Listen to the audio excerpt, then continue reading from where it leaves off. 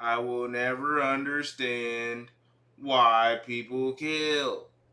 Killer husband realizes wife is still In the breathing. early morning hours of Valentine's Day 2019, a woman named Olivia Jones walked the aisles of a local supermarket known as HEB Plus in preparation for dinner with her husband Chris. As she gathered the ingredients, she observed a bouquet of pink and red roses, colors that symbolize tenderness and passion. As Olivia exited the store with the roses in her cart, she was unaware that in less than 40 minutes, she would be dead. A horrible consequence of so-called toxic love. The police would find her on her bedroom floor in a quiet neighborhood in Beaumont, Texas. 11 minutes earlier, her loving husband Chris dialed 911. Beaumont 911, what is the address of your emergency?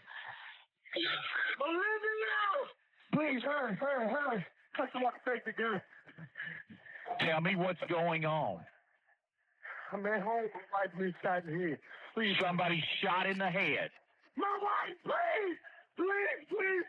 Tell me, where is she shot? In the head! Okay, where in the head? Take it and it went off.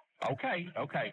I want you to try to control the bleeding. As soon as the call disconnected, officers headed on their way to the Beaumont, Texas home of Chris and Olivia, located at 5575 Pine Bur Boulevard. At 8:55 a.m., they arrived. Officer Otis Butler was met by a familiar face, 40-year-old Christopher Ray Jones, who was visibly distressed. Officer Butler was close friends with Chris and his wife Olivia. His body cam was rolling while Chris urged the officers to hurry into the house. She in my bedroom. Where's the gun? In the bedroom, broken down on the dresser. Come this way.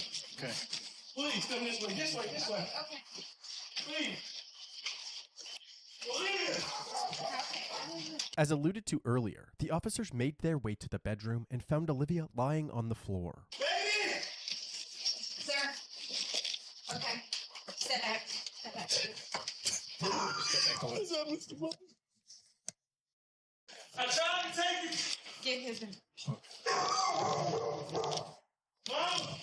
Olivia was found face down with a gunshot wound to the back of her head. Astonishingly, she was still breathing. When the officers rolled her over, they discovered that the bullet had pierced through her right eye. The room she was found in was covered in blood, with spatter all over the walls. The paramedics arrived, and while they tended to Olivia, the police secured the area. Officer Butler had Chris walk him through the events leading up to the shooting. What happened? We had a disagreement. And I say, baby, if you're not working with me, you're working against me. I say, we've been doing this.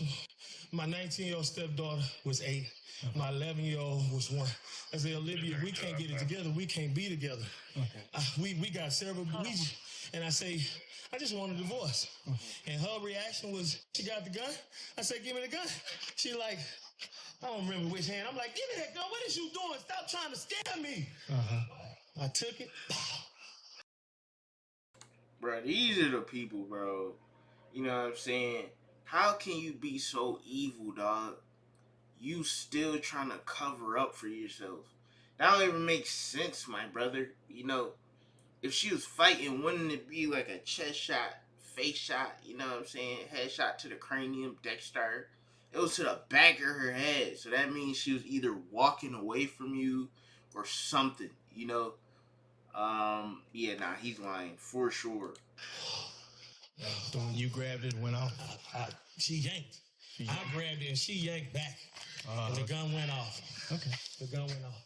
Chris's story immediately set off red flags. How could such a large man be overpowered by his significantly smaller wife? Chris dropped to his knees in anguish, but there were no tears as he asked Officer Butler if he could go check on Olivia.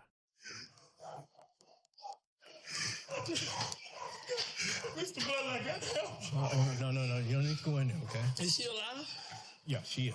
She is. We got him. Is she alive, Mr. Butler? When we went in there, Please don't tell me she's alive if she's not. Yeah, when I saw her, she was. She was talking? She wasn't talking. Is she breathing? It looked like she was breathing, yeah. Ooh, good. Like, don't go in there, sir. Please. Sir, I need to...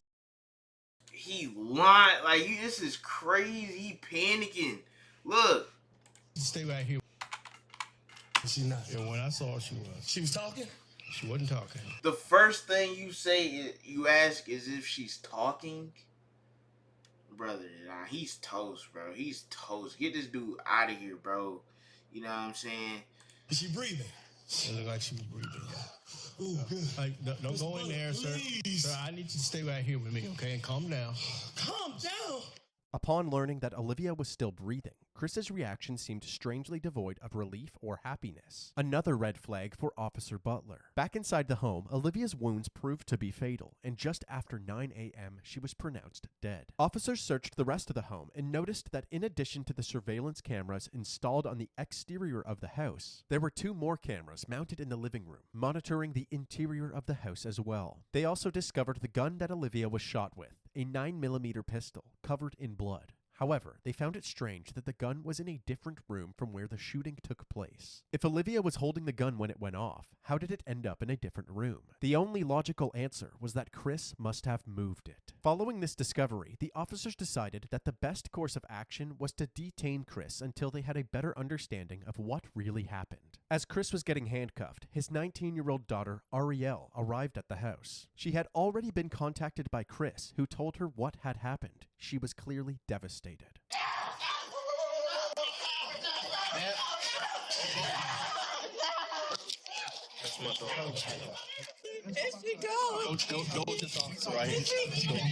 While the officers tried to console Ariel, Chris was escorted to the back of a police cruiser. Lead Detective Mendy Freeman and Sergeant Yvette Barrero of the Forensics Unit arrived at the residence and were immediately caught up to speed. According to him, she grabs a 9mm in their bedroom. She did that. He claims he reached for the gun to try to get it from her. And when he reached for it, and they struggle over it, boom. At that moment, Olivia's sister Angela arrived at the scene, and Ariel once again broke out into hysterics. All of the evidence was collected and sent to the crime lab. Chris was brought down to the station where they took photos of his hands still covered in blood. They're waiting for the lead detectives. They're going to be the ones that actually interview. So when the detectives finally arrived at the station, they started Chris's interview by asking him what caused the argument. He said that he felt as if Olivia wasn't pulling her weight in the relationship. I am very particular. If you heard that, that's true. I am very particular. You strive for the best for people. I work really hard, and I don't make excuses for myself, and I don't accept excuses for anybody else. After telling her that he wanted a divorce, she went to the bedroom and grabbed the gun. what did you say? Really? You serious? Really? This is not going to solve anything. Okay. You know, this is not, you do not want to do that. Put that freaking gun down before you make a mistake and hurt yourself. She was crying. She was crying. Chris handed over his cell phone, which had access to the home security camera footage. Say, if you want to access just that camera, you touch that. And that's just that camera. Okay. You know what I'm saying? So far, let's go back to devices. Yes, sir. And Everything is labeled. carport, backyard, front door, back door, laundry room, inside garage, living room, kitchen. The police examined this footage, hoping to corroborate Chris's story. At 8:41 a.m., Olivia can be seen going about her morning routine in the kitchen. Then, all of a sudden, the footage cuts out. 3 minutes later, at 8:44 a.m., the video is back up, and Chris is captured frantically pacing around the house while on the phone with 911. 11 minutes later, at 8:55 a.m., the responding officers can be seen entering the residence. That means that Olivia must have been shot during this 3-minute gap in the footage. In the interrogation room, Chris was asked why this footage was missing. He claimed that he had no idea. We're still trying to pull up these videos here, okay? Why would there be no? You gotta be a sick dude, bro. You know what I'm saying? And from the look of it, bro, she was chilling. She was vibing, you know what I'm saying? Looked like she just was eating scrumptious. I messed it up. Looked like she was eating scrumptious, scrumdiddlyocious, Dexter, you know what I'm saying? Why though? Like, so that's that. So I think I was right. Like, from the look of it, she had to just be chilling. She had no idea he was about to shoot her. He just pulled a gun out and shot her. That's my guess. No argument, no hint of it. He just shot her. That's my guess. Recorded to him. I don't know. It should be. Everybody that went in that house should be on it. But like I said, the internet You can go through days and it pretty much does we shouldn't have bought that. You just keep, like, you can pick whatever day you want and it's never gonna be consistent. That's why I said it was a waste of money. Well, I'm wanting desperately to find some video on here that corroborates what you're telling us, but almost all the videos start right after this event happened. Chris had a bunch of excuses, from internet problems to not charging the camera properly. But at this point, the detectives were taking anything Chris said with a grain of salt. It seemed more likely that Chris, the only one with access to the footage, had tampered with it. Since they did not have the video, they had Chris reenact the moment that he tried to disarm Olivia. Now go ahead and do my initial. She pulls it. Give me the. Okay. And I go. I'm sorry. You're good. No, you're good. I like the chair. I'm sorry. You're fine. I like the chair, man. I'm reliving it. You are? I'm reliving it. So she should be shot in the back of her right head. Did you feel me twist your? Did you feel me twist? Back here. Did you feel me twist your? I twisted. With each question asked, it seems as if Chris was improvising the answer, actively trying to make the puzzle pieces fit together rather than telling the truth. The detectives ended their initial interview feeling more suspicious of Chris than ever. They then moved on to other members of the family, starting with Olivia's sister, Angela. Olivia Jones is your sister, right? We've been talking a lot lately. We talk every day. I drop her baby to her at the tax office. She's always been timid about everything. But she was the type that whatever went on in their home, she would keep it there. Yeah. Kind of a private person. Yeah. She loved her baby so much that she thought she had to live for them.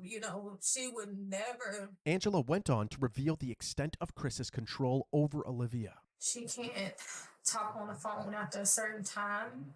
He controlled the finances.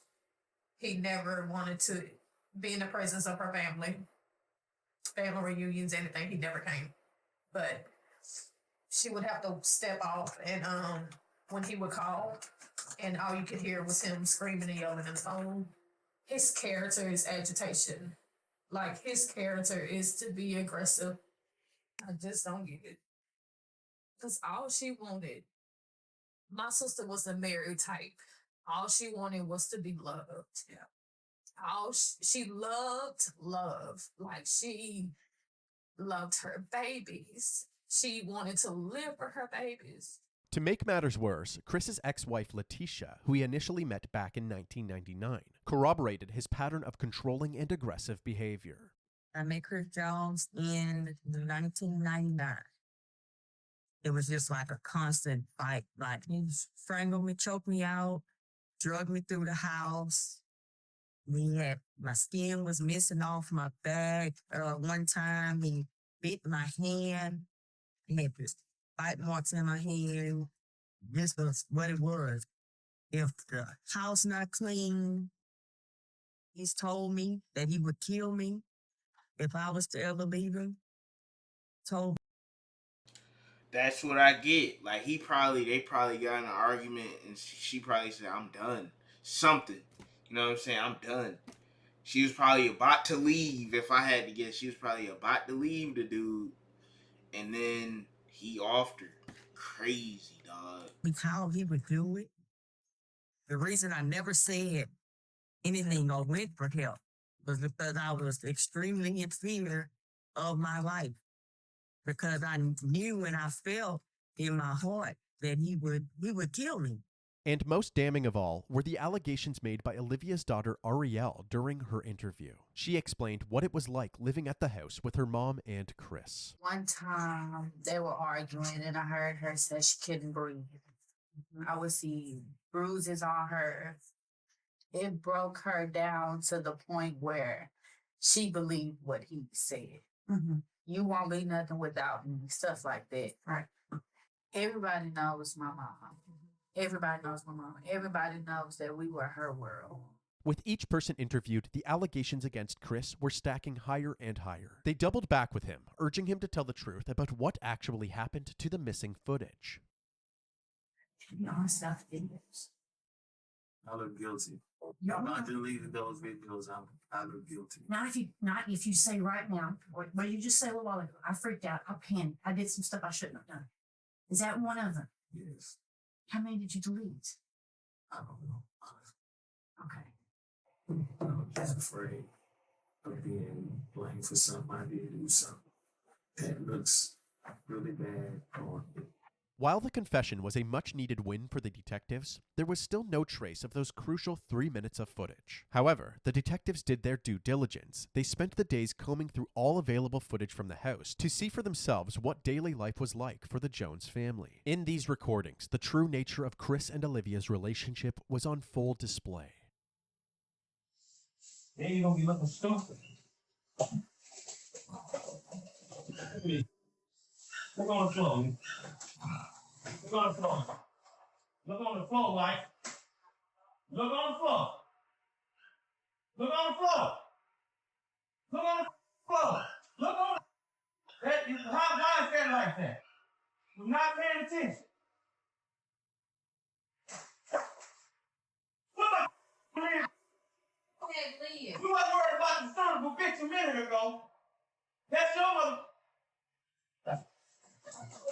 Don't look at me like that, bitch. I'm not playing with you. Lazy. You want to do something, not enough? Give it here. You got all the goddamn answers. You don't do a goddamn thing around this. This go for anybody, dog. You should never depend on somebody so crazy, dog, that you just allow them to treat, bro. This pissed me off so bad, bro. You should never allow somebody to have that much power and control over you to the point they feel like they could just treat you like just dirt, bro, like you below the earth. Bro, that's crazy, bro. Right. This your ass, I bitch. know I was gonna be. That's clean this. That's clean. I didn't want to. They fell on the floor, so I didn't want to reuse them. You look at it. You don't pay attention to what the f*** you doing. You all over the place, Olivia. You ain't got the chance to claim your f***ing off. Food on the wall. Who you burning now? Me? Harriet don't live here. It's you. It's always been you. Chris would take any chance that he could to bully Olivia, constantly putting her worth into question, even humiliating her in front of her own daughter. When I got the show ass, you didn't have a job. You collected unemployment. You just had off. And most men in this world want a woman that got what? You wouldn't be doing this if I wouldn't have got upset. You would have bagged that. Life would be so much easier for me if you start thinking. You do dumb because you don't think. This footage shed light on Chris's true colors and confirmed the allegations of abuse from Olivia's family. Detectives also looked into Chris's criminal records and discovered that he had a history of violent charges, including multiple assaults in 1996 and a domestic assault in 1998, which landed him in jail for a brief period of time. Even though they were still waiting for ongoing forensic analysis results, authorities believed that they had enough evidence to place charges against Chris. News this morning, a Beaumont man is now facing murder charges in a Valentine's Day shooting of his wife. Police say this man, Christopher Ray Jones, who worked as a correctional counselor at the Beaumont Federal Prison, killed his wife, Olivia. Chris was charged with first-degree murder and second-degree manslaughter in April of 2019. But unexpectedly, within 24 hours after being charged, he was released on a $150,000 bond and was put under house arrest with a GPS monitor. Now a man charged with murdering his wife is back at their home. 40-year-old Christopher Ray Jones was arrested and charged with shooting his wife in the face on Valentine's Day. His bond was set at $150,000. He paid and is now out. Many taking to social media to voice their concerns, stating things like, "Can't believe he's out on a $150,000 bond. That's crazy. What's wrong with our system?" And, "Can't believe they would make his bond so low that he got out. He should not be walking the streets." While out on bail, Christopher was allowed to continue operating the Jones family business, a food truck called One Plate at a Time. The judge allowed Chris to work well out on bail since the food truck is directly beside his home. However, this decision was controversial amongst Olivia's family and the community. They knew Chris was the only person with Olivia at the time of her death, and they all seemed to believe that he had killed her. This food truck on Concord Road in Beaumont is a hot topic on social media. It's not generating rave reviews from many, but condemnation from a grieving family. I don't see how would anyone want to support someone who murdered their wife on Valentine's Day, which is a day that we are supposed to celebrate love.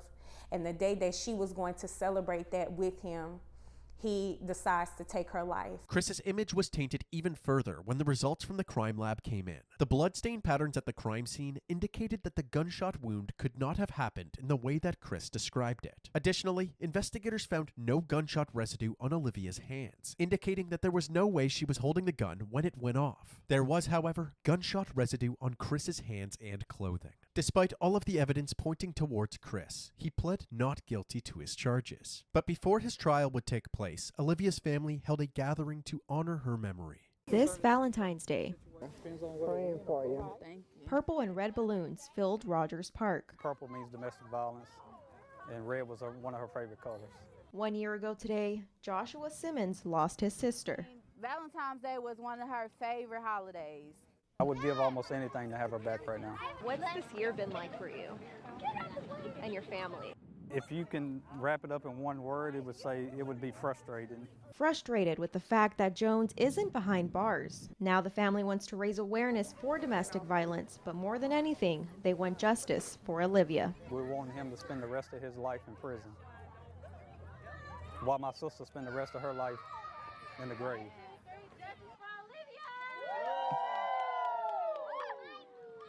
After finally having an opportunity to celebrate Olivia's life, her loved ones would once again have to face her death during Chris's upcoming trial. The courtroom was packed with family members from both sides. It had been over 3 years since Olivia's death, and despite the clear tension between the two families, they all wanted the same thing: justice for Olivia. Prosecutors Jimmy Ham and Mike Laird described Chris as an abusive partner with a violent past, and it was only a matter of time before something like this happened. Chris's defense attorney, Ryan Gertz, argued that Chris only grabbed the gun because Olivia was recklessly handling the weapon, putting both herself and Chris in a dangerous predicament. Forensic pathologist Celestina Rossi provided critical bloodstain analysis and confirmed that Olivia did not have any gunshot residue on her, contradicting the defense's claims that her death was merely an accident. The testimonies and evidence combined ultimately overpowered the defense team, and on February 8, 2022, Christopher Ray Jones was found guilty for the murder of his wife, Olivia Jones.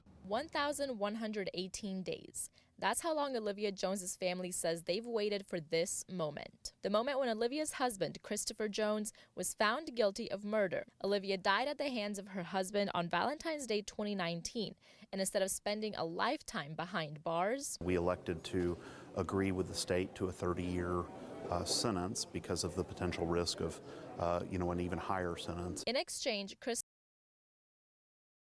realistically, he should have got life. But 30 years is a lot. But he should have got life. Like, you killed her in cold blood, bro.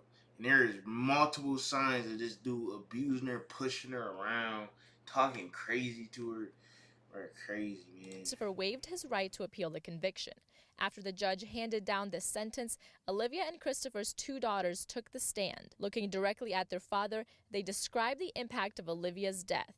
The youngest daughter, who was only 11 when her mother died, said, quote, "I'll forgive you one day, but right now I can't." Throughout the trial, the prosecution described a history of abuse that finally blew up. Defense attorney Ryan Getz argued a different version of events. I think that we'll never know what happened in that room, ultimately. As a defense attorney, how does it make you feel to, try to defend somebody who's obviously guilty, who did something like this? How does it make you feel? You know what I'm saying? Because I'm pretty sure as a lawyer, you got to be both. You got to be the defender and the prosecutor, right? If I'm not wrong, I don't know much about lawyering. But if you do, that sucks. So how does it make lawyers feel that they have to defend people like this, bro? Where the evidence is almost 100% pointing to this dude that he did it. His story doesn't align to nothing he's saying or how she got killed. My impression from the jurors is that they just didn't believe Chris's version of events, and that really only left the one alternative. This was an emotional day for Olivia's family. As they were leaving the courtroom, they were encouraging each other, saying today was all about Olivia and she won. Christopher Jones is currently serving his sentence in the John M. Wynn Unit in Huntsville, Texas.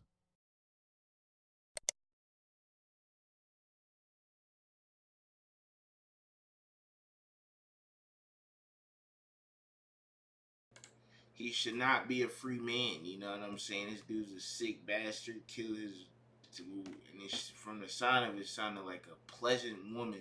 You know what I'm saying? That's the thing though, bro. Like if you, and this is what it is for wives. Like if y'all getting abused, you gotta leave. You know, dudes like that don't know limits until it's too late. Until you die, something crazy happen, put both of y'all lives in jeopardy. That's what happens with abuse. It gradually just gets worse and worse until you die. You know, but that's about it.